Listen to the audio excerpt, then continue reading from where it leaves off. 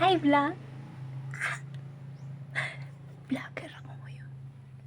Ano gagawin ko? Wala ko lang gawin. Guys, mag-isa ako ngayon dito. May pasok na kasi. So, naisip ko mag-vlog. Pero wala man akong content. Hindi ko content ko. Hindi ko alam. Wala man akong content. Nakakaloko.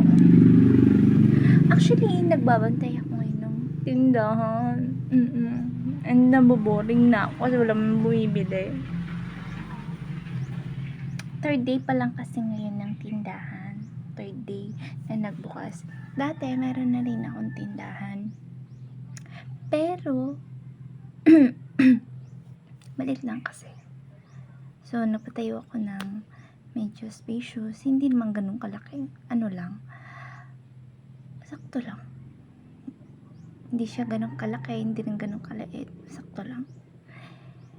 And, boring ako ngayon. Nababoring ako ngayon kasi wala man akong kasama. May pasok na kasi yung mga bata. Tapos kahapon walang pasok kasi nga may bagyo. Nababoring ako. Ano naman content ko? Bablog nga ako. Wala man akong content.